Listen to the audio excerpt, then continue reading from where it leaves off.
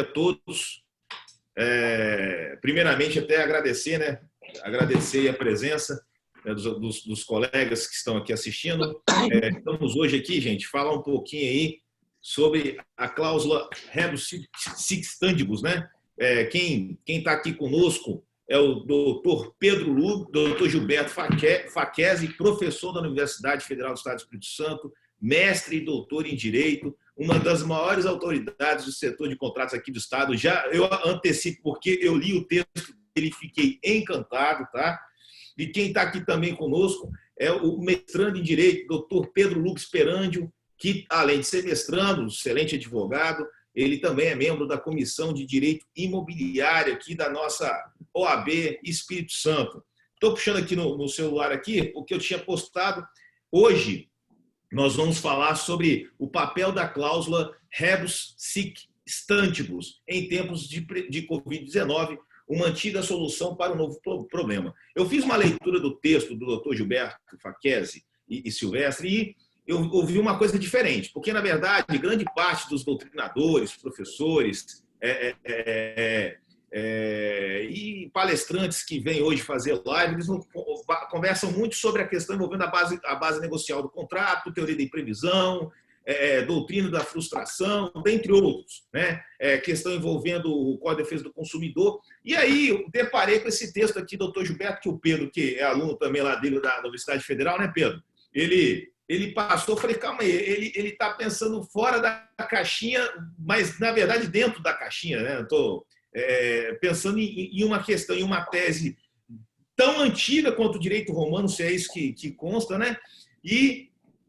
Mas de uma forma diferente, mostrando que não precisava de dar tanta volta, que o problema, a solução já estava na nossa frente, a gente não estava vendo. Então, doutor Gilberto, muito obrigado pela sua presença. Pedro, muito obrigado pela sua presença. E por se tratar de um aluno seu, eu vou dar a honra aí do Pedro de começar a conversa e apresentar o seu querido professor. Pedro, fique à vontade, a casa é sua, meu amigo. Bom dia a todos, acho que me escutam bem.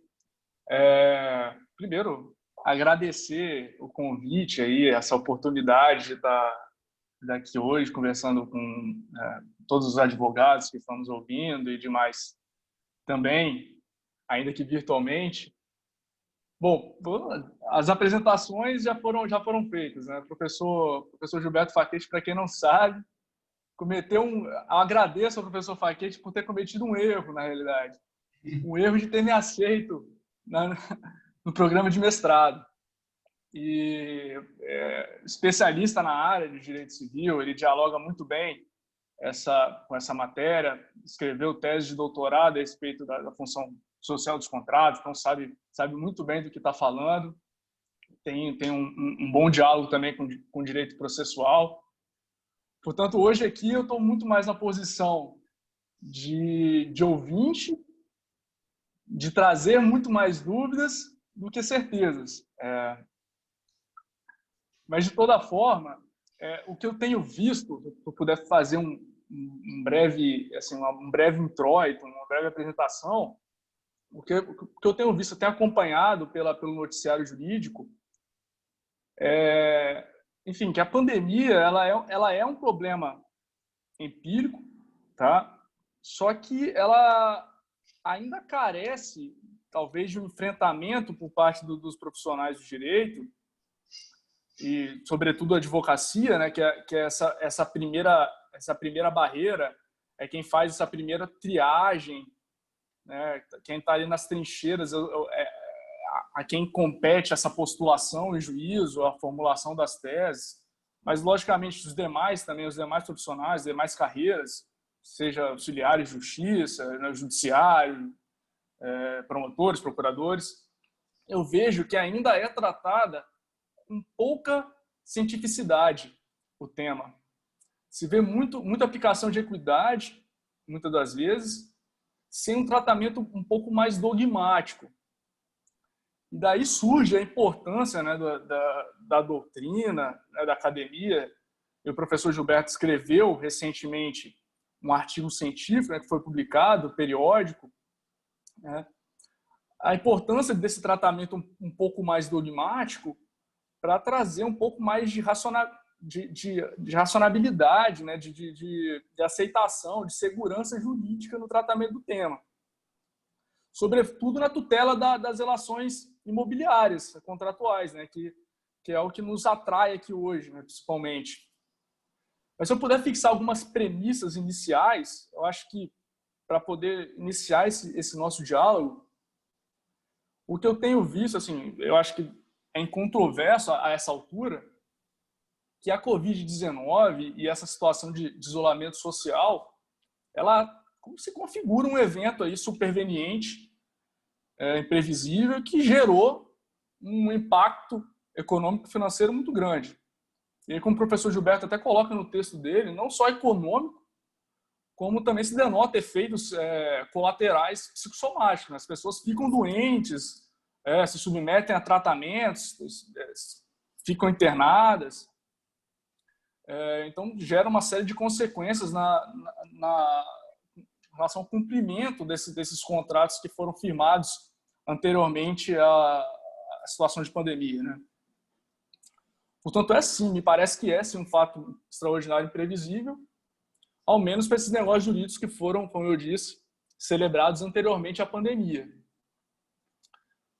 Basta ver que no Brasil já cheguei a ler alguns estudos que especulam a queda de quase 7%, 8% do PIB. Outro ponto emblemático, a própria Bolsa de Valores chegou a bater 120 mil pontos, hoje caiu para 60, hoje está em torno de 85 mil. Então, você vê que houve, de fato, um impacto muito grande e que gera consequências na capacidade financeira desses contratantes. Basta ver, por exemplo, também o contrato de locação, né, talvez seja o mais emblemático deles. Talvez, dentre os contratos de solução diferida, seja o mais comum, né? O mais comum na relevância social, econômica gigantesca, seja para o aspecto de moradia, seja para aqueles que utilizam para renda, para a fruição dos frutos, para atividade industrial, fabril, serviço. Para todos esses ramos é um contrato muito importante. Eu acredito que a gente vai poder falar um pouco mais sobre isso hoje. Mas você tem, de um lado, esses interesses conflitantes. De um lado, os locadores querendo preservar suas receitas, receber o máximo, e, de outro lado, os locatários querendo reduzir custos, né? Só que isso dá ensejo a muito oportunismo, há muitos problemas também, né? E é lógico, esse tratamento, no final das contas, vai ser, eu acredito, entendo dessa forma, muito casuístico, né? Muito de caso a caso, comprovação, tudo isso. Agora, partindo do pressuposto que foram vencidas essa autocomposição, essas medidas extrajudiciais, caso venha a haver a necessidade dessa heterocomposição, ou seja, de um terceiro tendo que decidir essa lide dos contratantes, como é que a gente faz, né? Vai aplicar a lei, aplica o contrato, mas e se o contrato não prevê essa situação de pandemia? Como é que a gente faz? Como é que ficam essas cláusulas gerais na legislação? Como é a cláusula rebus sic stantibus, a boa-fé objetiva, os deveres anexos, colaterais? Vejo muitos autores defendendo essa questão da cooperação, o dever de renegociar. Mas, no final das contas, o que eu tenho visto hoje nas decisões é muita insegurança e imprevisibilidade, né? Aquilo que a gente chama de aspecto lotérico do judiciário. Eu já vi decisões suspendendo a totalidade do contrato, em outras suspensões parciais, diminuições, 70%, 30%. A gente também tem essa PL que busca dar uma solução mais uniforme, embora eu não tenha convicção de que essa alternativa seja o melhor caminho. E nessa confusão toda, as partes ficam sem saber exatamente o que pedir ao judiciário e o que esperar do judiciário. Qual é o melhor caminho a ser seguido. E nisso tudo se encontra essa ausência de cientificidade, a aplicação caótica, sem rigores, dos requisitos, seja para manutenção dos contratos, para resolução dos contratos. E aí palpitam tudo isso que você falou, né, cara? Teoria da imprevisão, cláusula rebus sic stantibus, desequilíbrio econômico-financeiro, força maior, caso fortuito. Então, nos é exigido um enfrentamento dessa solução de uma maneira, acredito, de uma maneira um pouco mais dogmática, né? Para poder oferecer a resposta a esses problemas concretos que muitas das vezes o ordenamento jurídico ele não tratou de forma tão clara, né? tão suficiente. Como vocês podem ver, minha contribuição é muito mais trazendo dúvidas, e eu vou hoje querer problematizar, a partir da fala do professor Gilberto, a respeito dessas conclusões que ele chegou no artigo que ele publicou, com base no raciocínio dedutivo, né, que ele defende uma ampliação do significado e da aplicação da cláusula rebus sic stantibus, inclusive defendendo esse dever de renegociar. É muito interessante essa colocação dele. Então, não é uma simples solidariedade, né? É um dever, gera um dever, gera consequência, gera sanção. Entendi. Então, com essas palavras iniciais, eu passo a palavra para o professor Gilberto e, posteriormente, eu vou querer ouvir. Trouxe aqui alguns questionamentos que pretendo ouvir do professor Gilberto posteriormente. Obrigado, Pedro. Doutor Gilberto, fique à vontade, a casa é sua. Somos todos ouvidos. Um grande abraço aí, querido. Obrigado, então. Primeiramente, obrigado pelo convite. É um prazer poder vir aqui expor ao público não apenas a minha opinião, mas a produção científica da nossa universidade. Então, a UFES hoje tem um programa de pós-graduação que se consolida, e essa consolidação passa justamente pela produção científica. E esse artigo que os doutores mencionaram, ele é justamente resultado dessa pesquisa que eu desenvolvo em parceria com amigos da Universidade de Gênova, na Itália.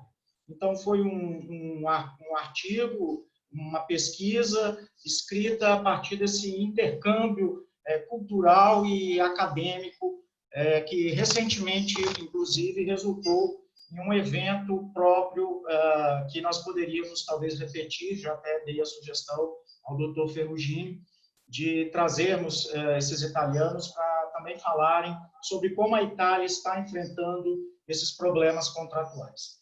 Eu agradeço as gentis palavras do meu querido orientando Pedro, que muito provavelmente em pouco mais de 30 dias, assim espero, se tornará mestre em Direito pela UFES. A defesa dele está marcada para a primeira semana de julho, todos estão convidados a assistir. E agradeço o problema que você me criou, Pedro, e saiba que tem sido um prazer esse período de convivência. Tá?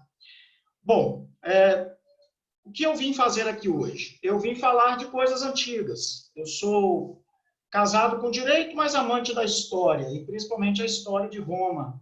Sou casado com o direito civil, mas amante do direito romano.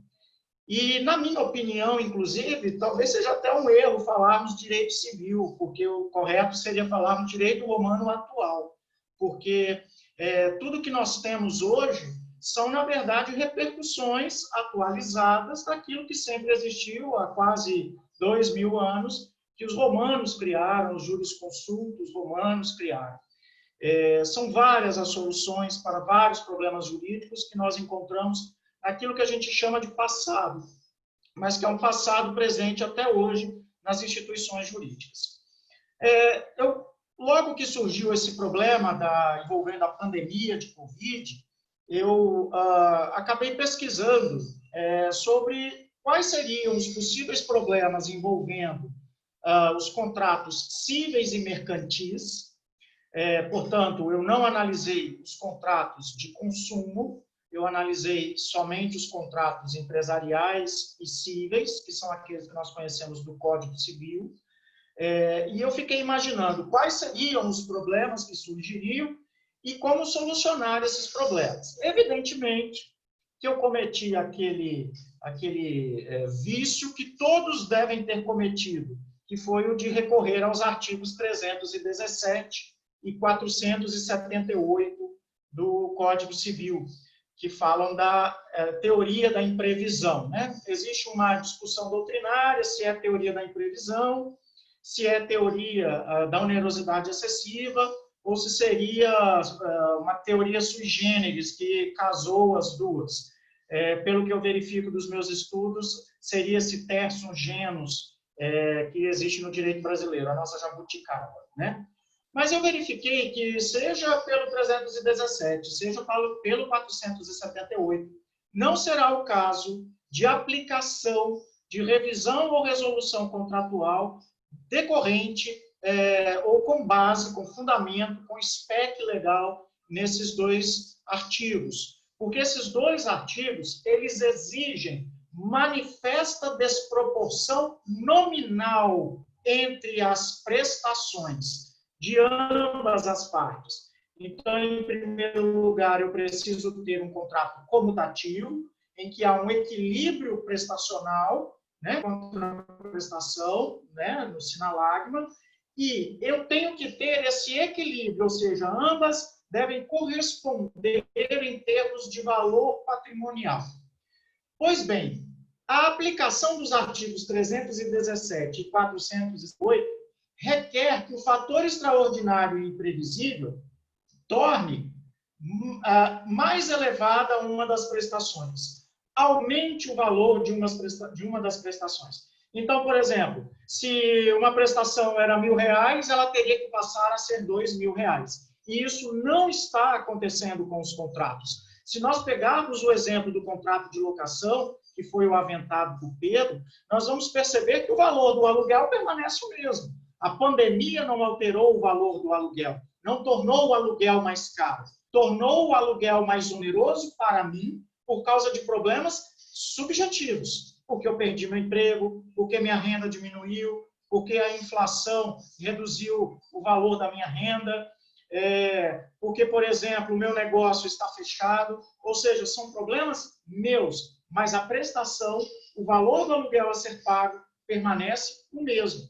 E esses artigos, ou seja, a teoria da imprevisão da onerosidade excessiva, requer que haja um desequilíbrio. Ou seja, os artigos 317 e 478, eles se baseiam em um binômio, que é o binômio do empobrecimento de uma das partes, que é aquela prejudicada pelos fatores extraordinários e imprevisíveis, e o enriquecimento da outra, ou seja, a outra parte passará a ganhar mais dinheiro, o credor passará a ganhar, passará a receber um valor maior do que aquele que havia sido planejado. E isso não está acontecendo hoje em dia, porque o valor permanece o mesmo. Então, esses dois dispositivos não são aplicáveis pela técnica processual e pela técnica da civilística a essas situações, porque não é caso de teoria da imprevisão. Pois bem... Pois não? Então, quer dizer que não seria a aplicação da teoria da imprevisão da base negocial, porque os elementos externos, de certa forma, não influenciaram na perda do poder financeiro das partes. Simplesmente as partes perderam o poder financeiro. Então, essa é a questão, né? Ou seja, a perda da comutatividade, ela não é decorrente de aumento da prestação. Ela é decorrente de problemas que essa parte está tendo. E problemas que a parte está tendo, não justifica a aplicação desses dois artigos. Porque esses dois artigos, eles não se fundamentam na chamada base subjetiva do negócio. Eles se fundamentam na base objetiva do negócio. Então, claro, a pandemia está causando um desequilíbrio ou uma alteração da base objetiva. Só que não preenche todos os requisitos desses dois artigos. Tá? Então, o que nós vemos é uma alteração da base subjetiva e não da base objetiva. E a alteração da base subjetiva não enseja a aplicação da teoria da imprevisão ou da onerosidade excessiva presente nesses dois artigos. Certo? Bom, mas a gente tem que pensar em soluções. Quando eu escrevo as minhas pesquisas, eu escrevo para advogados, porque eu acho que são os advogados que oxigenam o direito ali no dia a dia. Então, por exemplo, as grandes teorias que hoje nós temos consolidadas, que já nem são mais teorias, são verdadeiras regras, por exemplo, a de implemento substancial, terceiro cúmplice, dever de mitigar as próprias perdas, tudo isso foi trazido para o Brasil e hoje já se tornou senso comum por meio de pareceres de advogados, por advogados sustentando isso em processos. Então, eu pensei o seguinte, o que eu poderia dizer para os advogados agora tutelarem os interesses de clientes? E aí, o que me veio em mente foi a cláusula rebus sic stantibus. Essa é uma cláusula que as pessoas dizem, os autores dizem, a maioria das pessoas entende que essa cláusula ela é a teoria da imprevisão, o que não tem nada a ver. A teoria da imprevisão diz que, por causa dessas alterações da base objetiva e dessa quebra de comutatividade, eu posso, como solução, aplicar a cláusula rebus. Mas a cláusula rebus não é a teoria da imprevisão. Então, a teoria da imprevisão depende da rebus, mas a rebus não depende da imprevisão. E essa é uma cláusula que existe há 2000 anos. Foi concebida pelo pelo cônsul Nerácios. Então, essa cláusula ela diz o seguinte, olha, havendo quebra da comutatividade, haverá aí a possibilidade de resolver o contrato ou então de revisar o contrato. Basicamente isso. Traduzindo, não tem como traduzir ao pé da letra, o latim não se traduz ao pé da letra, mas numa tradução, rebus sic stantibus significa voltar às coisas como eram antes. Então, por essa cláusula, havendo essa quebra, esse desequilíbrio, e quando é que há desequilíbrio, fazendo um parênteses? Quando há onerosidade excessiva, ou seja, quando uma prestação fica cara para uma das partes, seja por motivos, por fatores objetivos, seja por fatores subjetivos. Só que nós só estamos acostumados a analisar na perspectiva dos fatores objetivos, que é o que a teoria da imprevisão exige. Só que, como eu estou dizendo, a cláusula rebus independe da teoria da imprevisão. Então, essa cláusula, ela diz assim, o contrato tem que ser revisado ou resolvido. Muito bem, esse é o cenário, basicamente, que eu tenho para traçar com relação à teoria da imprevisão, mas agora eu quero fundamentar como que eu irei aplicar essa cláusula rebus sic stantibus.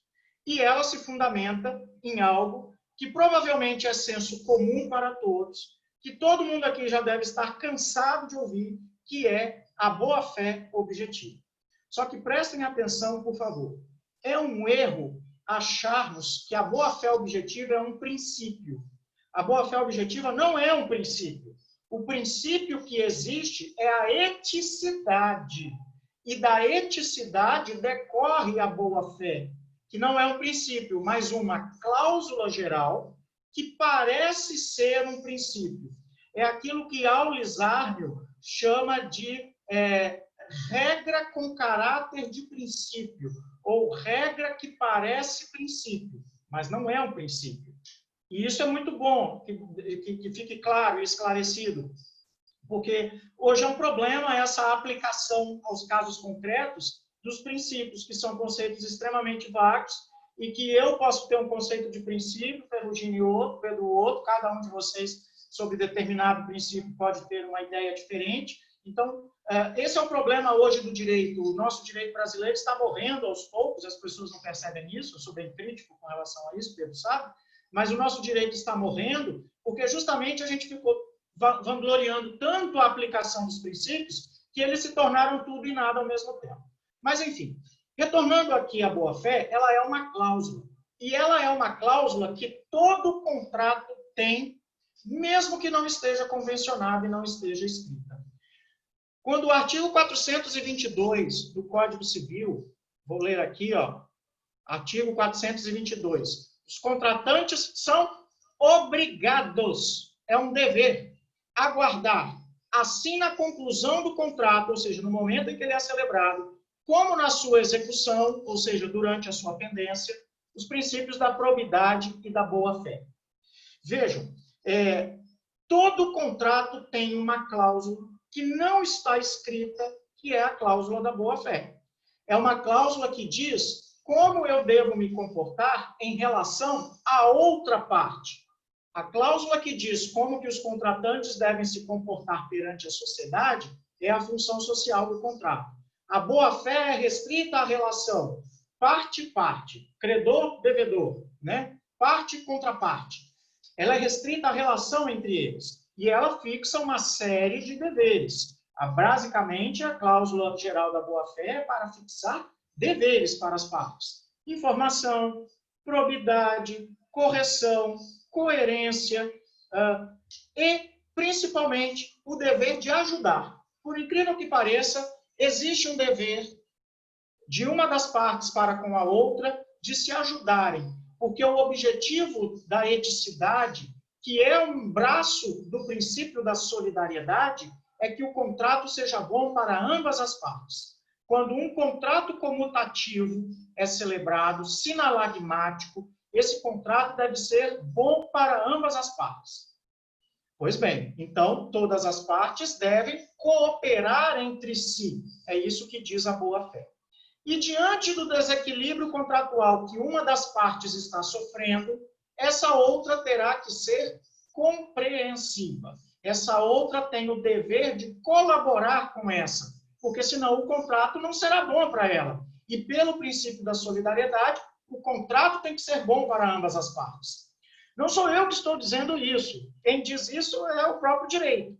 A partir do momento em que todos nós aqui reconhecemos e sabemos que a solidariedade é um princípio das relações jurídicas privadas, a partir desse momento aparece essa obrigatoriedade, porque o seu significado é esse. O que é a solidariedade? É ajudar o outro, é cooperar com o outro.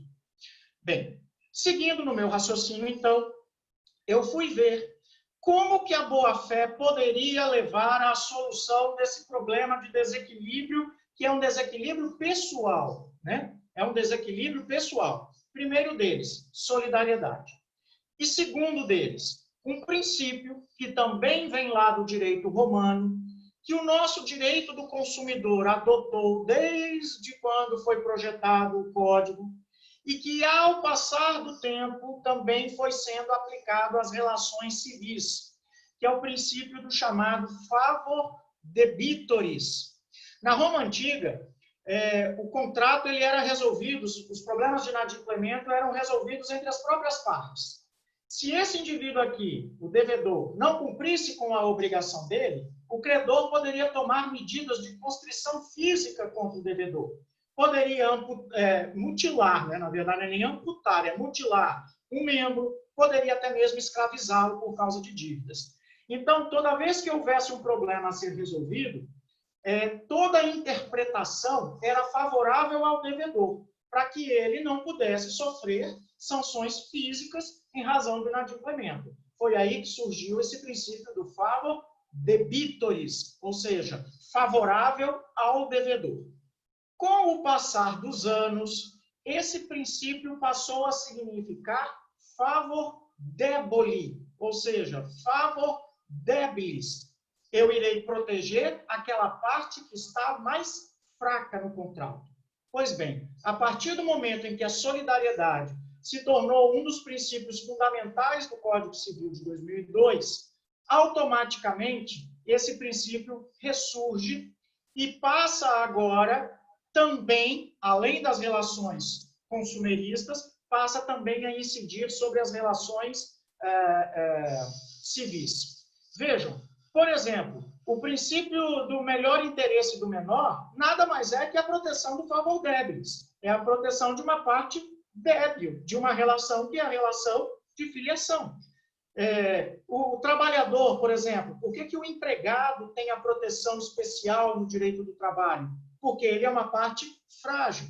E agora isso está sendo importado aos poucos para o direito civil, principalmente nas relações contratuais. Então, esse princípio, que é um princípio, eu não gosto de chamar de princípio, na verdade, eu falo princípio para que as pessoas me entendam, mas eu prefiro chamar de regula iuris, ou seja, uma regra geral de direito. Esse princípio, né, casado com a boa-fé, irá obrigar esse indivíduo a colaborar com esse que está sofrendo problemas de desequilíbrio. Agora, como é que eu operacionalizo isso? Pois bem, aqui eu estou dizendo, tenho o dever. Agora, como eu operacionalizo esse dever? É aí que vem, talvez, não no sentido micro, mas no sentido macro, vem a questão processual. Como que eu faço isso? Pedindo ao judiciário, ou pedindo a outra parte, instigando a outra parte, tá? A dar efetividade, a dar adimplemento a uma outra cláusula que todo contrato tem e que não está escrita, mas que está lá. Ela está lá, por dever legal, imposto pela boa-fé, ou por dever regular do direito, que é imposto pelo favor delas, que é justamente a cláusula rebus sic stantibus. Então, todo contrato tem uma cláusula não escrita, que é a cláusula rebus, que significa o seguinte: toda vez que uma das partes estiver prejudicada por fatores que não são causados por culpa sua, que não tem nada a ver com a sua conduta, mas, por exemplo, fatores externos, né, que alteram tanto a base objetiva quanto a base subjetiva, em razão da solidariedade, como eficácia da boa-fé, como eficácia do princípio do favor débole, esse indivíduo aqui irá ter a possibilidade de ou resolver o contrato ou de ter o contrato revisado. E isso é muito bom para o direito e para a sociedade, porque o objetivo não é resolver o contrato. É melhor você ter um contrato com efeitos reduzidos que não ter contrato nenhum. É melhor, por exemplo, você, como se fosse a lógica, assim, vamos pensar de uma relação de trabalho. Talvez seja melhor você ter o salário reduzido do que ficar desempregado, né? Não estou fazendo juízo de valor, é só um raciocínio que eu trago aqui para vocês, tá? Então, a ideia é a seguinte: é melhor você ter... Achei interessante, eu vou até falar, porque nessa aqui, eu acho que hoje, para mim, o mais importante de tudo é essa divergência entre princípios e... perdão, agora me fugiu. Eticidade e boa-fé. O boa-fé, o princípio é eticidade, né? Então, e esse caso seria o princípio da conservação dos contratos? Nesse caso aí que você está se manifestando. Não. Esse daí já é uma outra regra de direito, porque a partir do momento em que nós temos a ideia de que o contrato é a roupa jurídica de uma relação econômica, como disse Enzo Rocco, a partir do momento em que nós temos essa concepção de que o contrato ele faz parte do ciclo econômico, esse contrato tem que ser preservado para não quebrar a cadeia econômica e não causar prejuízos econômicos para a própria sociedade. Porque o contrato, inclusive, assim, o contrato tem uma autoestima muito grande, vamos dizer, porque o contrato ele é o instrumento de circulação de riquezas.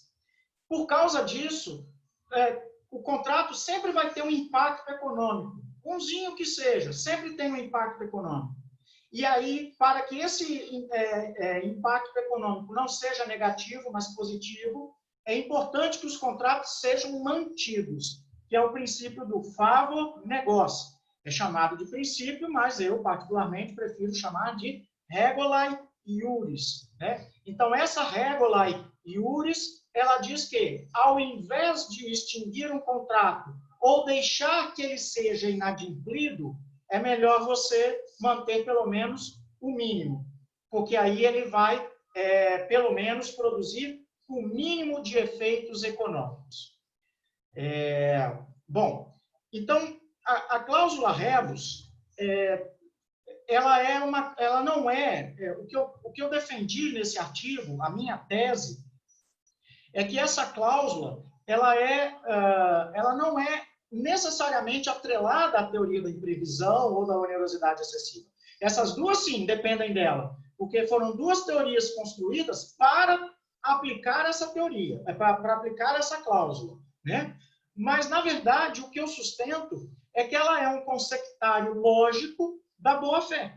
Em razão da boa-fé, né, que é essa obrigatoriedade de ajudar o outro, né, que não sou eu que estou dizendo que existe, é o próprio direito, quando fala do princípio da solidariedade, da eticidade. Tá? A partir disso, essa cláusula eu tentei buscar, demonstrar, na verdade não é buscar, mas demonstrar, que ela tem um conceito ou um sentido mais amplo do que aquele que a gente conhece, do que aquele que a gente está acostumado ali dos artigos 478 e 317. Bom, essa cláusula, ela é uma cláusula de construção histórica e o seu conteúdo sempre foi a possibilidade de revisar ou resolver o contrato. Só que por muito tempo, resolver era a prioridade. Se vocês forem lá no artigo 478 do Código Civil, vocês vão ver o seguinte, que primeiro o artigo 478, ele diz que o contrato poderá ser resolvido. E aí lá no artigo 479 ele diz, mas pode ser revisado se a outra parte quiser. Ele cria, inclusive, um direito potestativo. Tá? Ou seja, tradicionalmente, essa cláusula ela foi assim, usada para resolver e, excepcionalmente, para revisar. Só que, por causa dessa obrigatoriedade de conservar as relações econômicas, né, negociais, contratuais, por causa desse princípio da conservação, ou dessa regula iuris da conservação, hoje nós temos uma inversão, que é, primeiro você tenta a revisão, e se ela não der certo, a resolução. E essa revisão, ela pode ser feita de duas maneiras, extrajudicialmente ou então judicialmente. Judicialmente, a revisão é imposta pelo juiz, e extrajudicialmente é mais salutar, porque ela leva as próprias partes estabelecerem o que será bom para elas. Então, será mais conveniente a elas, não virá uma arbitrariedade por parte do juiz. Uma arbitrariedade não no sentido pejorativo, mas no sentido de decidibilidade. Né? Bom, aí, vamos lá. Continuei a minha pesquisa para encontrar, né, para buscar como que essa cláusula rebus seria aplicada, como que ela poderia ser operacionalizada. Tem a resolução, mas a gente vai deixar como última ratio, né? Ela é a última ratio, ou seja, somente assim, se não tiver nenhum outro jeito, será ela.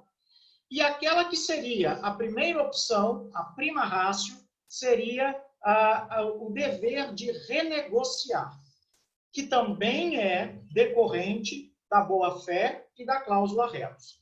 A revisão, ela é um gênero que comporta duas espécies. A judicial, que é a chamada ultima ratio regum, ou seja, é aquela que eu dependo do juiz, e eu tenho essa primeira tentativa de revisão, que é feita por meio do chamado dever de renegociação. Embora tenha essa nomenclatura, esse nome em iuris, tá? Não se trata de uma renegociação, mas de uma verdadeira revisão, que se aproxima muito da novação, né? Então, as partes tentarão ali recompor as cláusulas e as condições contratuais extrajudicialmente, certo? Por meio de provocação do devedor, evidentemente. Ou até mesmo do próprio credor. O próprio credor pode se adiantar, se antecipar e já propor essa revisão, como eu vi recentemente em um caso lá em São Paulo. Bom, caso não seja possível essa renegociação ou essa revisão extrajudicial, aí então vamos para a esfera judicial. E aí será feita pelas tentativas conciliatórias do juiz ou então pela via decisória do juiz, que irá ali tentar restabelecer essa comutatividade. E aí há uma situação muito interessante. Vamos imaginar que eu seja o locador de um imóvel comercial que foi locado por Pedro. E aí o Pedro é o meu devedor. Como o comércio está fechado, Pedro não conseguiu vender os seus produtos e, consequentemente, não tem como pagar o valor do aluguel. Ele me procura e diz, olha, eu gostaria de fazer uma renegociação. E eu me recuso a fazê-lo, ou então sento para fazer a renegociação, porém não estabeleço condições propícias para o Pedro. Tá? Talvez até como uma forma de só dizer que fiz aquilo, cumprir tabela. Aí pronto, chega o dia de pagar o aluguel, o Pedro não paga. Aí o que eu faço? Vou para a justiça para cobrar o valor do aluguel. O Pedro poderia, com base nisso, em sede judicial, suscitar a exceptio non adimplete contractus do artigo 476, que é a exceção de contrato não cumprido. Veja, se a cláusula, se a renegociação, se o dever de revisar, que decorre dessa cláusula rebus sic stantibus, não foi cumprido, houve um inadimplemento da parte do locador. E eu agora não posso querer cobrar pelo inadimplemento que eu causei. Né? Eu diria para você... Pois não? Perdão, o senhor está falando que se fechar o comércio, o locador não teria condições de apresentar a sua prestação de disponibilizar a loja, né? É isso que o senhor está dizendo? Não. O locatário não está conseguindo pagar o aluguel. O aluguel é alto, é caro, e ele não teve renda porque o comércio ficou fechado. Ele não tem como pagar o aluguel. Fato do príncipe, determinação do... Então, o que acontece? Com relação ao fato do príncipe, existe uma resistência muito, muito grande na civilística em importar o fato do príncipe como uma causa para a exclusão de responsabilidade ou até para a revisão do contrato. Nas hipóteses em que ela é aceita, ela é uma excludente da responsabilidade, assim como o caso fortuito e a força maior.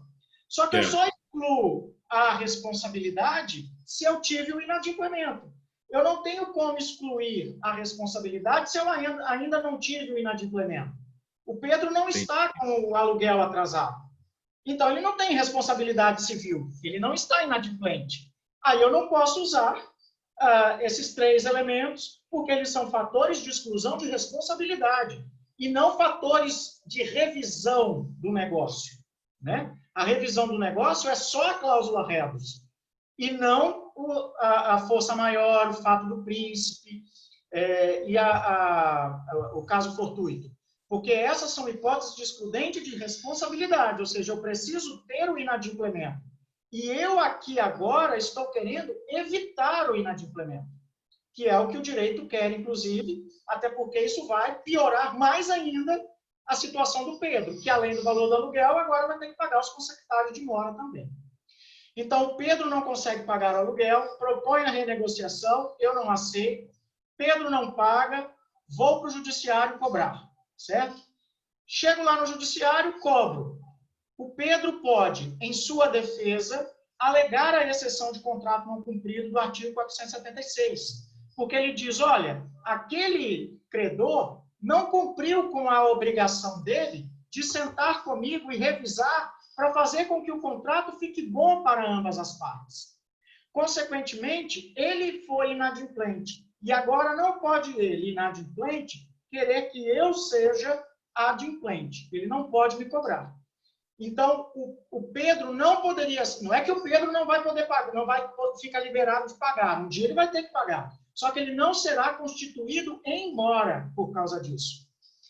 A exception no adimplete contratos impede que ele seja constituído em mora em razão dessa tentativa de renegociação que o credor se recusou. Eu, particularmente, acho que não é caso de exception. Só que os italianos estão dizendo isso. Os italianos com os quais eu tenho dialogado, eles defendem, eles sustentam que é o caso de exceção de contrato não cumprido. Tudo bem, não tem problema, acho que é uma solução bastante interessante. Mas, na minha opinião, é aquela proibição de se beneficiar da própria torpeza. Né? O nemo odiato próprio, turpitude, nem suans alega. Mas, como a exceção de contrato não cumprido é um consectário lógico dessa regra, então, tudo bem, não tem problema nenhum. Bom, esse dever de renegociar, então, ele produziria esse efeito de direito material e de direito processual, né, impedindo, assim, a constituição em mora. Bom, basicamente, essas foram as ideias que eu coloquei lá no artigo. Evidentemente que eu vou copiar e colar aqui o link da revista, vou colocar aqui no chat para quem tiver interesse, e depois quem quiser também compartilhar. Lá, evidentemente, que as ideias estão mais detalhadas e até mais fundamentadas, mas, basicamente, essas são as ideias fundamentais para o nosso diálogo. Eu só gostaria aqui de dizer que é muito importante, para mim, trabalhar com uma perspectiva que eu acho que deve ser a perspectiva do nosso direito hoje. Nós estamos vendo vários vilipêndios ao direito. O direito está morrendo, sendo secado, independentemente do lado que nós estamos apoiando. Isso é para tanto um lado quanto o outro, para qualquer autoridade. O direito está definhando, tá? Justamente porque nós estamos inventando demais. E as soluções, elas estão há muito tempo presentes na história do direito. Então, eu sustento que hoje, nesse nosso tempo, eu acho que nós devemos, cada dia mais, evoluir para o passado. Eu acho que nós temos que ter o pé no chão. Acho que muitas respostas que não precisam de tanta criatividade, que, na verdade, não é criatividade, mas malabarismo hermenêutico para fundamentar certas ideias, eu acho que muitas cláusulas históricas, muitas regulis e iures históricas já contêm muitas soluções. Por isso, eu falo novos problemas, antigas soluções. Ou seja, tem certas coisas que estão aí. Eu diria escondidas, mas, na verdade, elas não estão escondidas. Somos nós que, no dia a dia, escondemos, querendo criar paradigmas que só estão prejudicando a operabilidade do direito. Eu me revelo em relação ao direito, um tanto quanto conservador, certo? Conservador dos institutos jurídicos, não de certos costumes, por favor. Uma coisa é uma coisa, outra coisa é outra coisa.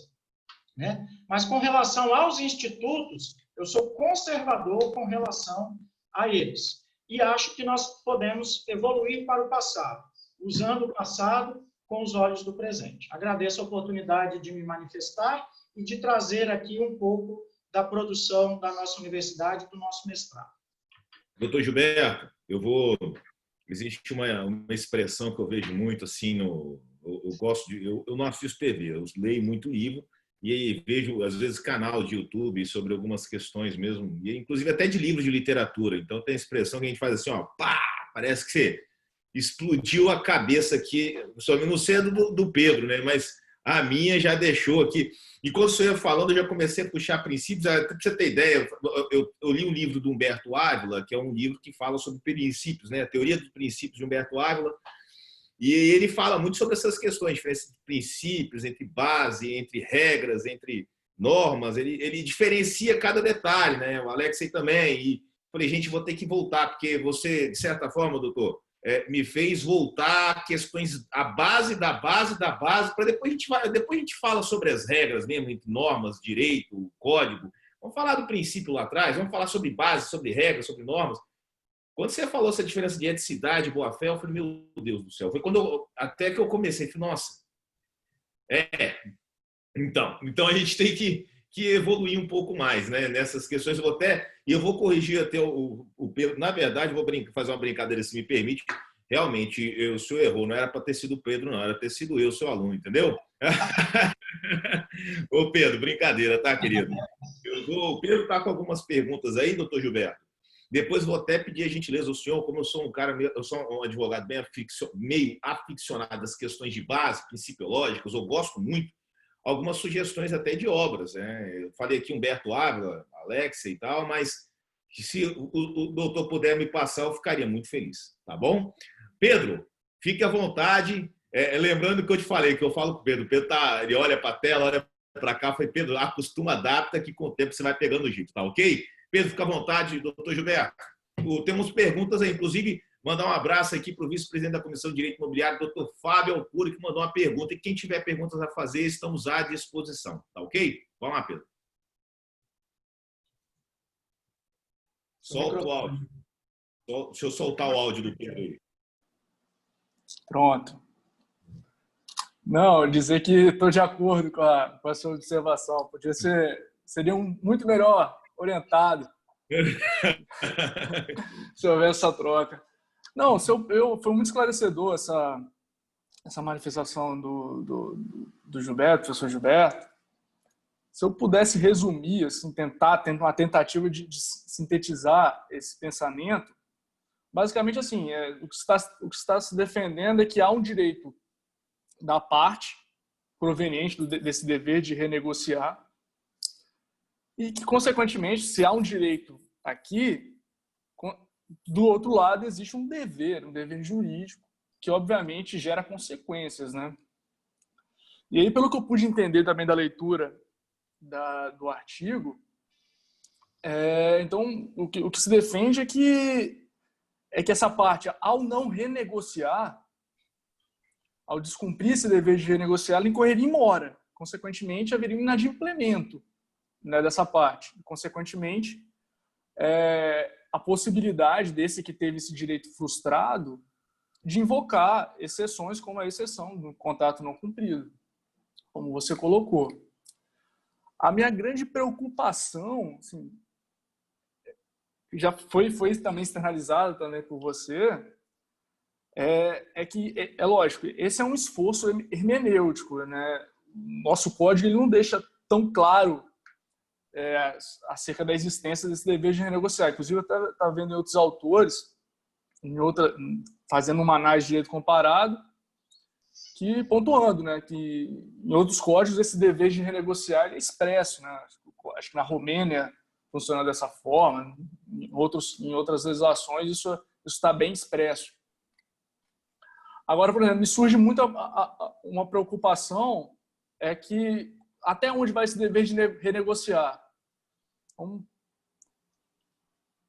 pense num primeiro momento, eu invoco então esse dever de renegociar, a minha parte contratante ali, o meu credor, vamos supor que eu sou devedor, ele eventualmente viola, ele não renegocia de maneira séria, ele protela. Eu então proponho uma ação revisional no judiciário, né? Primeira pergunta que me vem, nesse caso, eu preciso consignar os valores que eu entendo que são razoáveis, ou se é dispensada essa necessidade, se essa mora por parte do credor, né, da contraparte, ela já é suficiente para simplesmente deixar de pagar e provocar o judiciário. E a grande questão, na realidade, ok, foi reconhecido esse dever de renegociar. Esse contrato, então, ele foi renovado, houve uma novação dessa obrigação, no final das contas. Lá na frente, sendo restabelecida a situação de normalidade, né? A gente está presumindo aqui que a situação de pandemia, isolamento social, ele é um fato imprevisível, extraordinário, gerador, né, dessa quebra da base objetiva. Se lá na frente, na normalização da situação, esse dever de renegociar, ele é renovado? Ele surge novamente, nesse caso, um direito subjetivo por parte do credor? E que o professor pudesse discorrer um pouco a respeito disso. Não sei se eu me fiz compreender. Sim, entendi perfeitamente. Sim, desde que... Porque, veja bem, Pedro, inevitavelmente, a renegociação ela vai trazer agora um pequeno prejuízo para o credor, certo? Renegociação, o credor que recebia 1.000 vai receber 800, vai receber 500. Se depois de, por exemplo, 1 ano, esse indivíduo aqui melhorou a sua condição e esse ficou numa posição um pouco desvantajosa ou desvantajosa, que ele aceitou para poder se solidarizar com esse indivíduo aqui, com o credor, com o devedor, e tendo a base subjetiva e objetiva sendo alterada novamente, né? Teve uma base objetiva subjetiva, ela foi alterada e agora alterou de novo. Aí, então, ele pode exigir a renegociação. Pode exigir a negociação. Nesse caso, não haverá necessariamente um inadimplemento, porque ele não fica devendo nada, né? Mas aí ele pode pedir a revisão judicial, pedindo a aplicação da cláusula réus. Professor, posso dar um omelete aí dessas perguntas aí? Claro.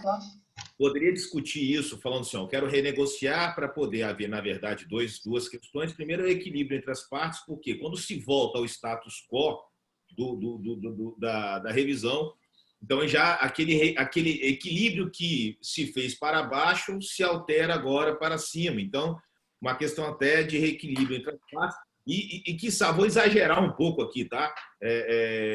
Por uma questão envolvendo enriquecimento ilícito da parte que agora voltou o que era antes e não quis renegociar, né? Porque agora tá o outro que poderia pagar 1.000, que não poderia pagar 1.000, agora ele pode voltar a pagar 1.000, ele está pagando 800 e está tendo 200 aí reais de diferença. Eu não sei se poderia também alegar isso, né? Não sei. Nesse caso do enriquecimento sem causa, né? Do enriquecimento sem causa, nem enriquecimento ilícito, não, desculpe. Não, são sinônimos, né? Por ser sem causa, ele é ilícito. O que é o enriquecimento sem causa? É aquele que não tem uma norma que diz que deve... Perdão. O que é o enriquecimento sem causa? É quando eu não tenho uma norma, uma decisão judicial ou um negócio jurídico justificando aquele enriquecimento. Eu tenho um negócio jurídico dizendo que eu aceito receber menos. Então, eu não vejo isso como um enriquecimento sem causa, né? Ele não está enriquecendo sem a minha autorização sobre o meu patrimônio. É justamente uma questão agora de solidariedade, de boa-fé, de necessidade de revisar o contrato pela via da rebus sic stantibus, de favorecimento da parte débil, porque ele se tornou débil, entendeu? O enriquecimento, eu não verifico nesse caso, eu não falaria em enriquecimento sem causa, porque há uma causa, entendeu? Só quis exercitar. Aí, Pedro, veja bem, somente se esse desequilíbrio aqui ficar caracterizado é que justificaria uma renegociação da renegociação, entendeu? Mas eu tenho que ter um desequilíbrio, nem que seja mínimo aqui, e, evidentemente, a alteração para melhor da base objetiva ou subjetiva do devedor. Tá? Você assistiu, né, até fez uma intervenção, a palestra do italiano, né, o doutor Eduardo Pesce. Em uma conversa com ele, eu perguntei, mas, doutor Eduardo, veja bem, será que esse negócio de renegociar está certo? O que é que vocês acham, né? Vocês, italianos, sempre tão conservadores, a Universidade de Gênova é uma das mais conservadoras com relação à jurisprudência e tal. Aí ele explicou o seguinte, Gilberto, se não for isso, vai ser o quê? Se não for isso, vai ser o quê? É até uma questão de conveniência, de estratégia. Então, assim, vamos lá, eu tenho 3 opções. Eu tenho o inadimplemento, e aí o contrato se ferra, né? Eu tenho a outra opção, que lá na Europa, além de favor negócio, favor débole, rebus sic stantibus, onerosidade excessiva, eles estão aplicando um outro princípio ainda, que é o favor suspensiones, que é um princípio inventado na Espanha, e que o resto da Europa está importando. Os outros países da Europa estão importando. Favor suspensiones, que é a suspensão do contrato, e isso tem sido aplicado aqui no Brasil, principalmente lá em São Paulo, lá no site do Conjur, praticamente toda semana, para não dizer todo dia, hein? Mas toda semana tem lá exemplos, matérias sobre suspensão de contrato comercial. Mas suspensões que chegam assim, o indivíduo só vai pagar 30% do aluguel, o indivíduo não vai pagar a taxa, né, que é o aluguel lá para o shopping center, sobre lucro, ou perdão, sobre, como é que eles falam? Fundo de comércio, fundo de promoção. Isso, exatamente, promoção. Só vai pagar sobre o lucro, aí o cara está fechado, não está tendo lucro, não paga nada, entendeu? De aluguel para o shopping, né? Aí, vamos lá, a suspensão tem esses problemas, né? E aí, qual é a outra opção que sobra? Renegociar. É o que resta. E, claro, tem a quarta, né, que é revisar judicialmente. Mas que é aquilo que você falou, né, que você sustenta muito bem. Se tem alguém que sustenta isso bem, é você. Judiciário é loteria. E loteria, eu conheço poucos que ganharam. Aliás, eu não conheço ninguém que ganhou, eu só ouvi falar. Pedro, você vai ler as perguntas do Fábio e da Bianca? Eu encaminhei para você. Eu não estou conseguindo acompanhar daqui. Você me encaminhou? Encaminhei pelo WhatsApp. Vamos lá. Pode passar. Não, fica à vontade. Se eu puder complementar, extrair um pouquinho mais daquela minha pergunta inicial, como advogado, pensando aqui em termos práticos, pragmáticos, como que eu vou operacionalizar isso? Eu preciso consignar os valores que eu entendo razoável nessa nova prestação? Eu acho que isso é prudente, Pedro. Eu acho isso prudente. Acho que, inclusive, eu acho que deve ser convocada, extrajudicialmente, mas deveria ser convocada uma reunião entre os dois, entre as duas partes, elas devem sentar. Acho que isso não deve ficar só na base do e-mail, do WhatsApp. Eu acho que tem que formalizar ao máximo isso, dado o efeito, né, que pode ser gerado, que é a exceção de contrato não cumprido. Perfeito. Pedro, vamos lá? Você quer, eu te mandei. Você quer que eu leia ou você pode... Pode ler, pode ficar à vontade. A pergunta é do Fábio Elcuri, presidente. O doutor, presidente, como é que se diz o ditado, né? O cachimbo faz a boca ficar torta, né? Então, você acaba... Mas, doutor, pergunta do Fábio Elcuri, que é o vice-presidente da Comissão de Direito Imobiliário aqui da OAB Espírito Santo. Prazer, doutor Fábio. Para o doutor. Pergunta se o que ele defende é a aplicação da teoria da base subjetiva do contrato de Ortermann e a consideração das condições subjetivas das partes sem equilíbrio objetivo poderia, por exemplo, justificar a revisão de um aluguel residencial em favor de uma parte que perdeu o emprego em razão da pandemia. Essa é a pergunta dele. Essa teoria, ela não é uma teoria que encontra recepção no direito hoje, porque ela foi uma teoria suplantada pela teoria do Karl Larens, né, da base objetiva, porque ele somou a teoria da base subjetiva com a ideia de base objetiva dele. A gente fala que a teoria do Larens, só um parênteses, doutor Fábio, fala que a teoria do Larens é objetiva, mas na verdade ela é objetiva e subjetiva. De certa maneira, doutor Fábio, eu defendo sim um retorno à teoria da base subjetiva do Ortmann. Porque, primeiro, que as circunstâncias levam a isso. E, segundo, que todo esse raciocínio, toda essa fundamentação que foi sendo criada, me levou a refletir e a verificar que, de certa maneira, ele tinha razão. Só que o Ortmann, ele ele é um pouco mais restrito nessa questão da base subjetiva. O negócio jurídico tem os elementos objetivos e os elementos subjetivos. Ele fala de alteração dos elementos subjetivos. Eu estou falando de uma coisa que não é bem isso. Eu estou falando de alteração das condições subjetivas da parte. Então, é uma ideia que se aproxima, mas não é igual, porque eu não estou falando dos elementos subjetivos que constituem o negócio. Eu estou falando das questões pessoais da parte que irão ensejar a aplicação, que irão ensejar a obrigatoriedade de se solidarizar. Mas não chega a ser a teoria do ódio, mas também não é uma releitura, né? É só uma aproximação. De certa maneira, eu bebi nessas fontes para entender que, sim, o elemento subjetivo é importante. Mas não há esse diálogo, mas eu estaria dizendo outra coisa. Muito interessante, a pergunta do Dr. Fábio me colocou no mesmo nível de Ortmann, né? Mas, lógico que eu estou muito aquém dele. Mas, apesar dessa diferença intelectual e histórica, né, evidentemente, eu dialoguei com ele, mas não é a mesma coisa. Então, doutor, outra pergunta aqui é da Bianca Bonadiman, a advogada. Ela também é membro da Comissão de Direito Imobiliário do AB Espírito Santo. Ela é amiga nossa, pessoa que a gente tem um grande apreço, Pedro também, né, Pedro? E ela caminhou uma pergunta para o senhor, doutor. O dever de renegociar... A amiga de vocês é minha também, então. Hã? Se é amiga de vocês, é minha também.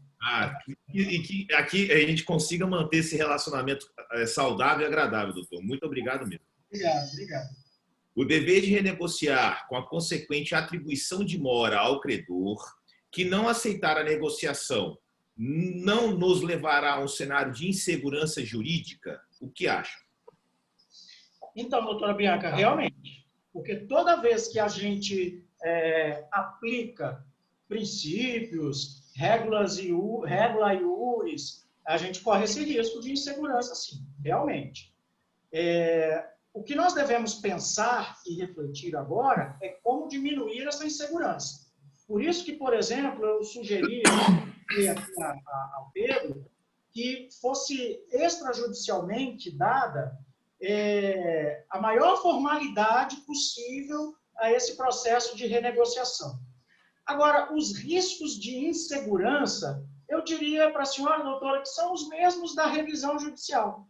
É a mesma coisa que eu chegar lá, jogar no judiciário e o juiz faz o que quer. É a mesma insegurança que está sendo causada com as suspensões. Então, assim, na verdade, o problema não é nem tanto a tese ser insegura. O problema é a insegurança que existe lá no dia a dia, na operacionalização e na aplicação, por motivos vários. Inclusive, digamos, a abertura, né, ou a generalidade, a abstratividade dessas teses. Então, realmente, um próximo passo agora é pensar em como isso não pode acontecer. Os italianos de Gênova estão estudando isso. Amanhã, inclusive, eles vão fazer um seminário virtual, eu vou participar, e dependendo, numa próxima ocasião, a gente pode justamente conversar sobre isso. Mas o risco da insegurança existe, eu reconheço. Mas, por outro lado, é uma questão também estratégica, né? É aquilo que eu falei para o Pedro. Se não for isso, vai ser o quê? Porque as outras também são inseguras, né? No caso de inadimplemento, você nunca sabe se vai receber. No Brasil, é mais fácil dever que pagar, né? Brasileiro tem crédito, não tem dinheiro, tem isso. Suspensão é uma coisa absurda e resta o renegociar. Basta, então, sabermos lidar com essa operabilidade. Ok. Respondido. Posso fazer uma última pergunta para fechar, Pedro e Gilberto? Claro. Você tem alguma pergunta a fazer? Pedro? Oi? Não, se eu puder, eu concordo com o professor Gilberto na fala dele, mas eu acho que é inevitável. A situação de pandemia ela vai gerar essa necessidade de análise casuística, caso a caso. Eu acho que é muito importante se pontuar a necessidade de comprovação do nexo de causalidade. Então, não é qualquer condição subjetiva que vai ensejar, enfim, esse dever de renegociar ou a quebra desse sinalagma. Precisa ser algo que esteja diretamente conectado com a situação de pandemia, né? A gente tem que partir desse pressuposto. Lá na Itália, o Eduardo mostrou para a gente aquele dia, né, Pedro? Todos os projetos de lei que agora já são leis de emergência, tudo aquilo que diz respeito a mudanças no contrato, revisão, renegociação, não há nada de renegociação expresso, né? Mas revisão no sentido geral, revisión. Aparece sempre essa exigibilidade expressa do artigo, aparece a exigibilidade expressa de comprovação do nexo de causalidade. Sem isso, então assim, eu, Gilberto, por exemplo, reduziu minha renda por causa da crise econômica. Não é um motivo, não seria um motivo para a renegociação. Teria que ser assim, a causa tem que ter a relação direta ali com a Covid. E, na verdade, só uma pequena observação, não é a Covid que é o fator extraordinário e imprevisível, tá? Nem o coronavírus, porque doença é algo normal, tá? O que é o fator extraordinário e imprevisível são as medidas que o príncipe, né? O príncipe Dória e o príncipe Witzel, mas as medidas que o príncipe, né? Que o Estado está utilizando para o confinamento, né? Para o fechamento das atividades. É isso que é fator extraordinário e imprevisível. Doutor Gilberto, eu vou fazer uma última pergunta, se o Pedro não tiver... Você tem mais alguma pergunta, Pedro? Não. Satisfeito. É uma pergunta bem pessoal mesmo, uma pergunta que o senhor vai responder do jeito que o senhor quiser. Mas depois desse período de pandemia, de príncipes, né, exercendo o seu poder, né, dentro do seu limite territorial, o senhor acredita, como jurista, que haverá uma alteração na forma de cogitar do judiciário, ou outras portas de caráter teórico vão se abrir com esse fato que, de certa forma, é de caráter histórico, né? O senhor acredita que essas teorias antigas, como essa sua que o senhor está apresentando, entre outras, elas virão agora à tona, mudando muitas vezes até a forma do judiciário olhar as relações contratuais, negociais? Eu acho que não. E eu vou dizer o porquê. Não tem ninguém no judiciário aí, não. O judiciário não é sensível. O judiciário não é sensível. Claro, tem um ou outro juiz, né, que é sensível. Agora, e veja, eu desde 2016 não estou advogando, então não estou ali com a barriga em cima do balcão no fórum todo dia como vocês estão. Me digam se eu estou errado, né? Não precisa, é retórica a pergunta, não precisa responder para não se comprometer. Mas o judiciário não é sensível, ele não se sensibiliza com essas coisas. Percebam isso. Ele não é... Ele se abre para novidades, mas ele não é sensível a elas. Ele não é sensível. Então, eu diria que o judiciário não tem interesse em resolver isso. Ele tem interesse realmente que fique aí no âmbito da renegociação extrajudicial, para não ser mais uma coisa para ele. Mas eu não vejo o judiciário como uma instituição que estará sensível, aberta, comovida a isso, não. Lamento se eu estiver sendo pessimista demais. Eu sou pessimista, eu sou um schopenhaueriano e um nietzschiano e um sartreano ainda. Nunca vejo as coisas com bons olhos, mas acho que todos nós aqui conhecemos do dia a dia e temos fundamentos para dizer que o judiciário não se sensibilizará e eu não vejo que as coisas possam mudar, pelo menos a longo prazo e a curto prazo e a médio prazo. Não vão mudar, vai continuar como sempre foi. Então, tá ok. Doutor Gilberto, gostaria de agradecer a presença do senhor. Veja o senhor, agora deixa eu dar uma olhadinha, se me permite um minuto, acho que daqui a alguns dias, correto?